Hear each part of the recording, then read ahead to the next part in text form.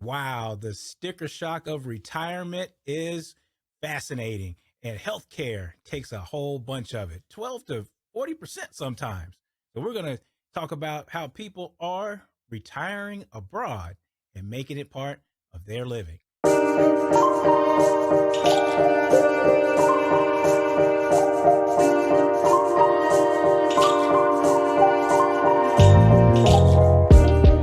All right. I'm Dr. Preston Cherry, CEO and founder of Concurrent Financial Planning. And here, you know what we do here, Life Money Balance. We let your life lead your money, not your money lead your life. So your life and money can work concurrently to help you achieve your life's design.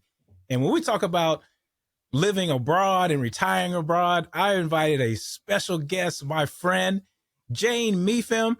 Oh my goodness, her firm, Gon Financial Advisors, it's helping people out do this very thing. So when I reached out, Jane was like, "Oh yeah, sure, I'm going to come on." So Jane, thank you so much for being on the show. Thank you so much, Dr. Cherry. I'm really excited to talk about retiring abroad and in all different places. Excited to see where the conversation goes. So thank you. Oh, absolutely. Hey, we just saw each other live at a I conference. know. We were talking about the humanity of money Yes. everywhere. Everybody was talking about it. You're a champion of humanity and money. And when we talk about retiring abroad, we are talking about more than finances. hmm Finances are very important. We're going to talk about that today. We got to chop it up about that. But also, too, you know, we got to discover why, hmm people and understand and learn more about why people are, leaving the States and retiring abroad and vice versa. I mean, some people want to come here, but we're really talking about Americans going abroad. So in your experience, why is this happening? So that's a fantastic question, and I kept hoping you're gonna start with the why. Why are people retiring overseas? And so I think the best way to answer the question is actually start by dividing the people that I see into three distinct categories, because each of those groups has a very specific reason for wanting to retire overseas. So the first group that I see is those born in the US. So American born residents. And what happens with this group is they've read about, some overseas destinations, they've traveled a little bit. As you pointed out, the cost of living is getting very expensive. And so when they get to the retirement point, they start thinking, I went to Portugal for 2 weeks. That might be a good place to retire. So that's one.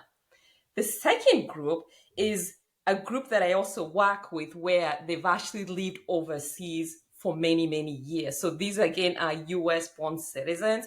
So, like, I have clients right now who are in Sweden. So they move over there because the company sends them or they're working for the government. And they end up being there 3, 4, 5 years, right? So they kind of really get into the culture and the life of that country. And so when it gets to retirement, it's like we kind of already know how this place works. Maybe we should go there. And then you have the third group, and this is the group that I actually fall into.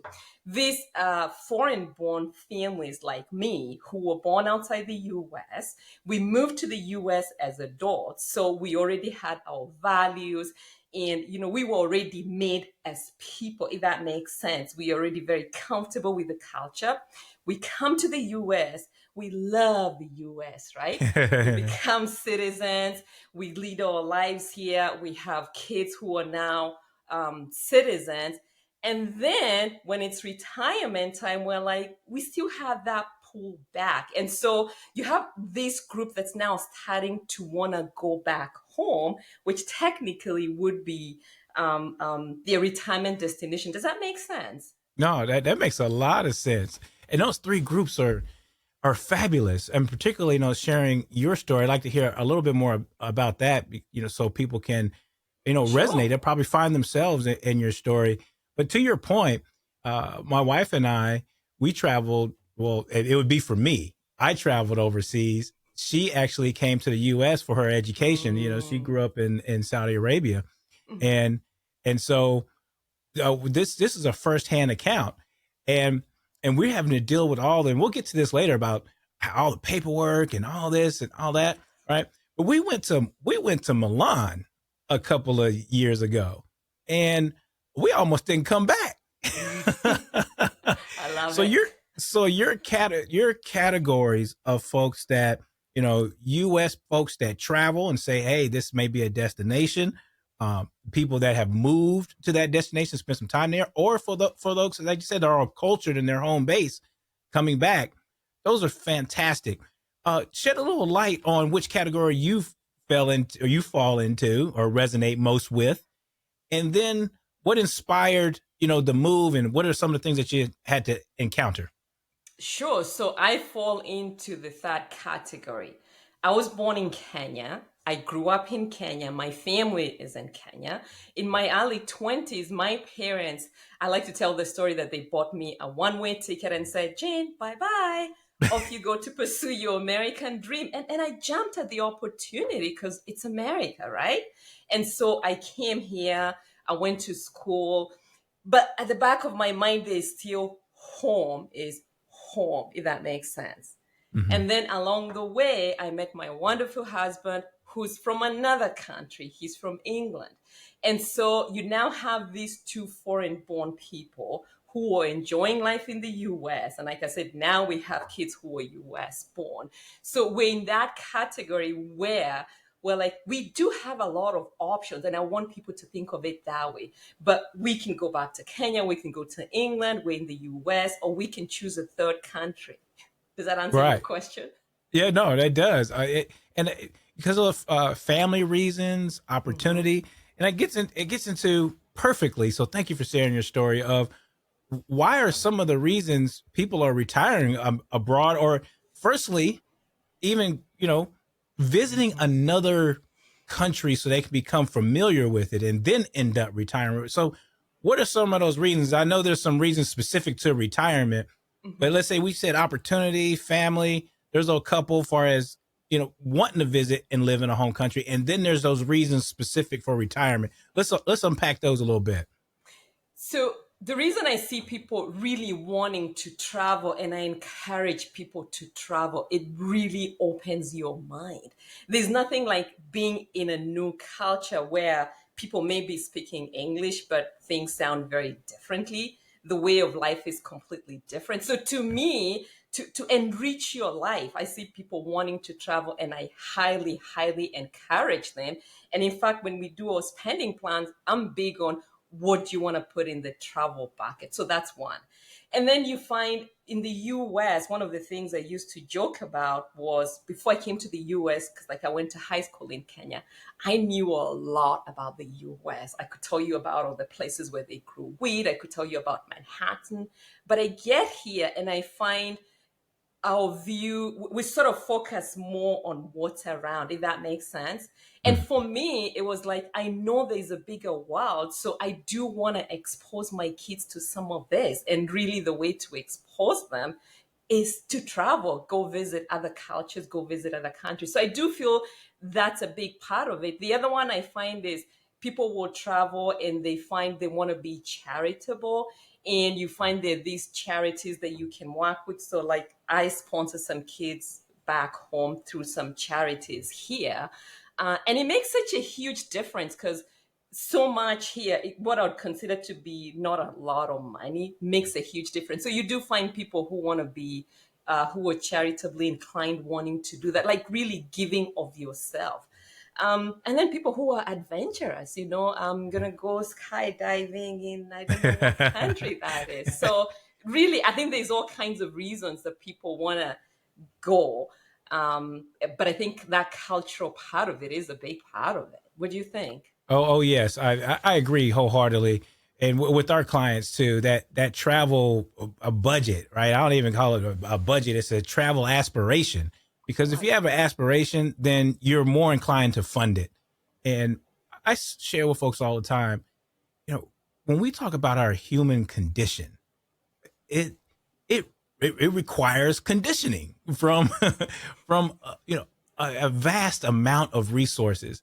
Staying within like a neighborhood, or a group of folks or a similar culture or even boundaries kind of somewhat restricts the growth of the human condition. And it's a matter of fortune. We're fortunate and having some gratitude for those that are able to do it, because not all people are able. But when you are, open up those doors to build yourself and have the willingness to learn other folks.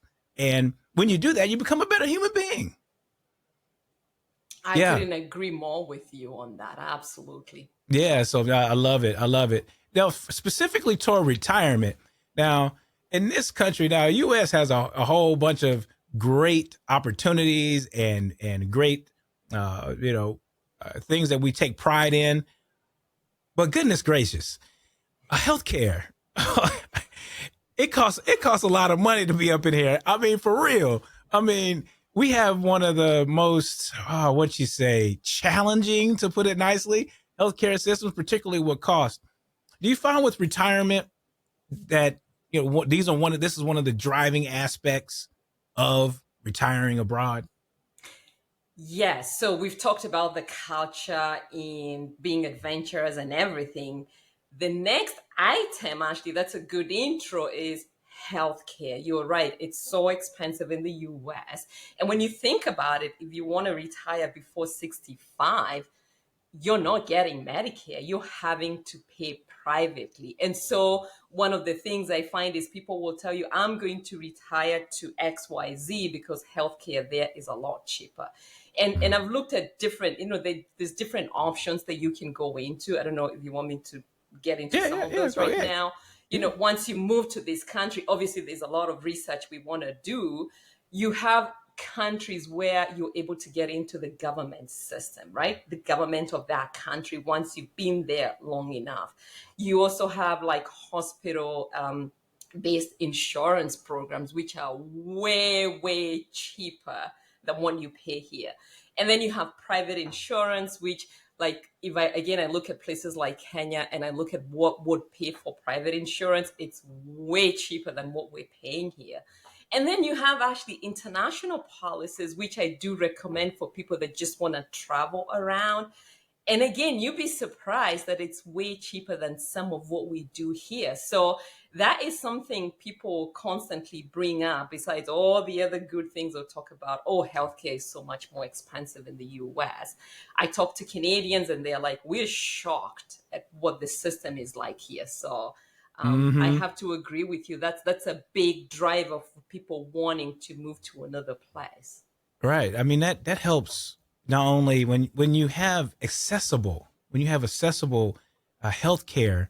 It increases like overall well-being, because there's a lot of stress and anxiety over will I get enough care, how much of my care is being taken in my budget. I mean, so it's not only just well-being as your existence, but also your finances, and that goes into like how you're going to live your lifestyle. If you have aspirations to do travel or be with family or legacy and all that, and then healthcare is taking a big old chunk out of that, and then not only are you not getting the care that you need because you may sacrifice on it, you're also sacrificing the standard of living. And so that's another reason why folks are moving overseas. Let's unpack that a little bit too before we go on to the next subject. But we had healthcare, but also standard of living. Yes. You were kind of touching us a little bit, talking about culture. I mean, we have so much stress in the U.S. Where you go to other cultures, they look at people in the eye. They're not their own phone as much. They might not be grinding as hard. So let's unpack that a little bit. How do you see that? So before even we go overseas, I moved from Boston to Austin, Texas, Okay. because of the weather. It got too cold there. And I'm like, I can't deal with this anymore. And one thing I noticed, and that could also be part of the weather, was it felt like life was a little more relaxed down here.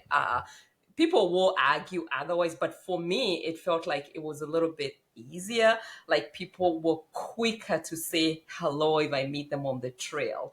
And I think this is some of what you're alluding to. In other countries, I do feel that life is a little bit easier. I've had people talk about somebody was talking about retiring to Spain, but they're like, oh, but I can't deal with how much they want to rest or relax and that kind of thing. At 10 p.m., I'm wiped out. I'm ready for bed. That's when they're thinking about going out for dinner. And so that aspect of it, I believe, and that could also be why we're so successful in the US. The pace of life in other places tends to be a little bit slower, a little bit more deliberate. And I think there's also a bigger sense of community, where in the US, we're more about it's me, me, me. I'm an individual. I can do whatever I want to do. But in other cultures, you do find there's that sense of family, community. And so slow down a little bit.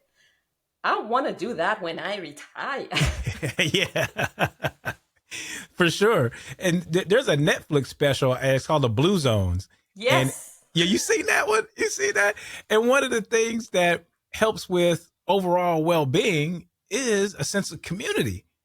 And like you said, here we're we're getting away from that a lot, where we're not being together cross generationally, or even relationships with friends, right? And we're not really being present enough, because we're all always on the go. So absolutely, that's another reason to go, travel abroad or even retire abroad, is that culture of being, that culture of presence. And so if you're being, then you need to invest in your well-being. Oh man, we can chop this up all day.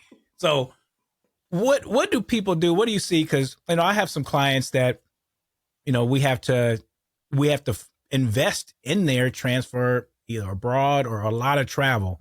So what do you see in your expertise? How do people start going about retiring abroad? There's a checklist. We can't get it all today, but where do we start? So your why, and you mentioned it at the beginning, I think is where we start. Why do you want to retire abroad? And that why will determine what countries we end up putting on your list. Like I said, in my case, I already have 2 countries. We're happy to add more, but there has to be a reason why am I adding these countries to the list. So you deal with that, right? The next thing is we start thinking, okay, we talked about the weather. You need to start thinking about the language. What language is they going to be speaking there? And one thing I've said to a lot of folks, like when they come here, is obviously you need to be able to speak the language to be able to communicate, because that does also allow you to integrate into the community, right? So if you're going to move abroad to a country where everybody around you speaks English and they're not from there, you may not be getting as much out of that. So to me, language is going to be a big deal, and it's absolutely worth learning, because I think you can't really enjoy a culture until you can speak like everybody around you. We mentioned the healthcare, of course. We have to think about your safety, the political climate. What is that like? If you have to live in a rush, are you able to do that? Are you safe? And one thing I got to say is the US state government, they're very good about taking care of their people. So they'll always say, once you're in a foreign country, make sure you register with them. But that part is going to be really, really key. How safe are you? And it's not just feeling safe. Are you truly safe? There's obviously some common sense things you have to kind of think about. We talked about the welcoming culture, the expat community. There are people that really want to be around, let's say, other Americans, and then we can sort of go enjoy life together. I think we've talked about the cost of living. You have to think about your family back here, right? Ooh, that's a good one, Yeah, Jay. if That's a I'm a good one, Jay. grandma and I'm Yeah. leaving my little, grandchildren here, I'm not a grandma yet, but if they're able to visit me, or how's that gonna work out, because it's a big part of it. And finally, we gotta figure out. Actually, there's 2 more things I want to mention. Yeah, The sure. Yeah. residency requirements, your visa, Yes. the immigration. That's a big one, and we can probably talk a little bit more about it. And then, of course, the other thing I want people to think about is your estate plan here. How is that gonna work when you move to a new country? So lots of things. Let me know which one you want to dive into. No, yeah, there's a lot too. And taxes. Yeah, I love the residency requirement, Hmm. because the residency on both sides, the country that you're going to and in the U.S. Both of those processes can take a couple of years. You know how you watch the movies and, people travel abroad and they end up walking down the cobblestone street and, they're holding hands and they're like, I love you. You love me. And then they're like, oh, and then the next scene, they're in the other country and they living together and all this other stuff. I'm like, it don't really work like that. Cause it's almost seems like it's the next day or the next month. And the residency requirements can take sometimes a couple of years. For me and my wife, it did. So yeah, let's unpack that. I mean, because we have citizenship paperwork, we have visas and the like, and let's unpack that a little bit. So the residency requirements, when you're talking about people get on a plane, I'm smiling because I've been through the residency journey. I know what it's like. I came to the US as an international student, and so I've gone through OPT, work visa, green card, citizenship, and I can assure you it wasn't a one-day affair. And I can assure you it was very stressful. It's a lot to unpack. So we need to think about the country that I'm moving to. One, what do they offer US citizens who are moving there? So let's say, for example, Portugal, they've been doing, I think, the golden visa, but they're kind of phasing that out. So now they have a new visa called the D7 visa based on how much you're able to invest. Other countries like, I think, Panama, so a whole bunch of Central American countries, they'll give you a visa, a residency visa, again, based on your income. Some want you to have, to show not only your income, but show you have an address and you have healthcare. So we need to pick the country and start studying to see what do you need to be able to move to that country. Now, here's an interesting one. As a foreign-born person, when I got the green card to become a permanent resident, I had the option of becoming a citizen or not becoming a citizen, right? And this is a question I'm actually addressing more and more with some of my clients. They'll come in and say, should I become a citizen or do I stay on my green card? And this is where, if you're really going to be retiring abroad, I need to know that country, and we can figure out, for one, will they allow dual citizenship, for example, right? So I have somebody that I'm working with, they moved from Spain, they're in the US, they're on a green card. Spain does not allow dual citizenship. So if they become US citizens, it means they're going to be losing their citizenship in Spain. So we have to try and figure all that out. So it has to be very specific. Countries that allow dual citizenship, I think those are a little bit easier. So back to the residency question. If you're a US citizen and you decide, you're a green card holder and you don't take the citizenship, there's a lot that we need to talk through, because if you're not in the US and you have a green card, you could easily lose the US residency. So there's a whole bunch to figure out. And once I start going down that path and we narrow down, okay, it's XYZ, we'll figure out the residency requirements. I always say, let's bring in an immigration lawyer, because this is where I'm like, I don't want to lead you down the wrong path, but these are things we need to think about. And there are people who will end up saying, okay, it's too hard, I'm going to go look at a different country. Is that what you had in mind? Oh yeah, absolutely, Jane. You touched on a lot. I mean, particularly your firsthand account on all of these aspects. I went through it myself. Whereas citizenship was very important, and we'll get to a state here in a minute. Which type of the process, the burden. And I'm not saying it's the burden, but it can weigh on you a little bit. The process, not only financially, but emotionally. So preparing folks to the process. You mentioned immigration lawyer.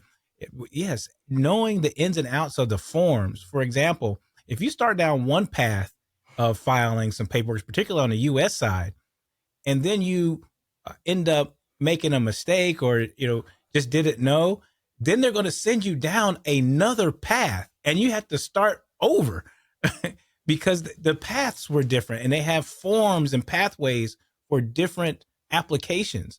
So simply learning, what that experience is all going to entail. And if we can make some suggestions on how to travel abroad or retire abroad or live abroad more efficiently, then we can help people not only save money, but also well-being. I can't complain, and I love what you mentioned in terms of the emotional stress. I say to people, one of the biggest stressors for, let's say, even foreign nationals now who are in the US on work visas, that a lot of advisors or a lot of people may not be aware of, is that stress of what's my immigration status and am I making a mistake? Should I have gone down this path or the other path? How do I ensure that I'm on the right path? So to now talk about let's move abroad, that's another stressor. And to your point, if we can help guide them, it does make a huge, huge difference, both financially and emotionally. Yeah. For sure, for sure. All right, well, let's tackle the big, animal in the room, right? And big animals at the zoo, they're always nice, but when we talk about financial, animals in a room, oh my goodness, these can be bears, right? And what's that? It's the T word. It seems like it's a cuss word almost, which is the taxes. And people want to know though, Jane. People want to know. 'Cause so many folks are trying to avoid taxes, which you can, legally, but you can't evade. Um, but there's a myth out there that while you're retired abroad, you don't have to pay taxes here. Well, I'm like, yeah, that is a great face. Yes. So let's unpack that a little bit. Yeah. So every time now I meet prospects, I know we want to talk about the human aspect, but somehow I'll try and just make them aware of the tax implications of not only being here, but having overseas assets. So the US, there's only two countries in the world, US and Eritrea, which taxes you based on your citizenship. So it's called citizenship based taxation. So what I say to folks, this means once you become a US tax resident, you could move to the moon or to another planet, but IRS still expects you on April 15th to file your taxes. And if you're making some money over there, they want a cut of that. So that's the first thing I'm like, let's just make sure we understand this concept, okay? Other countries do a residency based taxation. And there's actually an Americans Abroad group that's really been trying to get the law changed, but I don't think we're anywhere near. So let's go with what we have, right? So residency based taxation means, okay, here's Jane. I've now moved to Spain or Portugal or Panama or one of those other countries. And that particular country will tax me based on me being there. And once you're there, typically like 183 days or whatever specific laws they use, they then start taxing you on your worldwide income. So you are in this awesome country, they're taxing you on your worldwide income. The US doesn't care. They still want you to pay your taxes. So at that point, you're literally having to pay taxes. Well, not exactly twice, but that's what it looks like. And so we actually just did a great podcast episode on this. There's what's called double taxation mitigation strategies that you can apply. So you won't necessarily have to, but you do have some options and some strategies that you can use.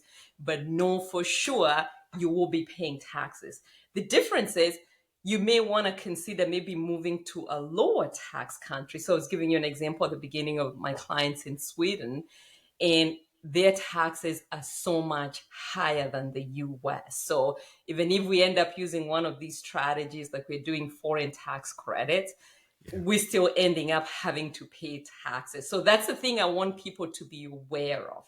Now, one of the other strategies that we use, it's called FEIE, Foreign Earned Income Exclusion, which if you're making income overseas, assuming you retired and you've started some sort of a business, you are able to eliminate or exclude some of that from your US taxes.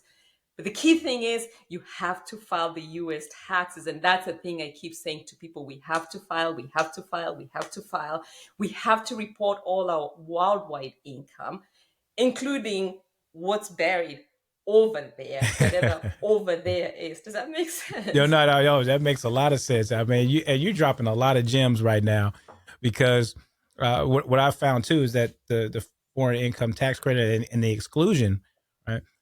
We have to figure out what that applies to, and I share that with people all the time, and they're like, okay, well, that offsets a little bit of your income, like you said, small business, W-2 income, uh, but but when you're talking about making distributions from your retirement plans and you're taking your pensions, that exclusion doesn't apply.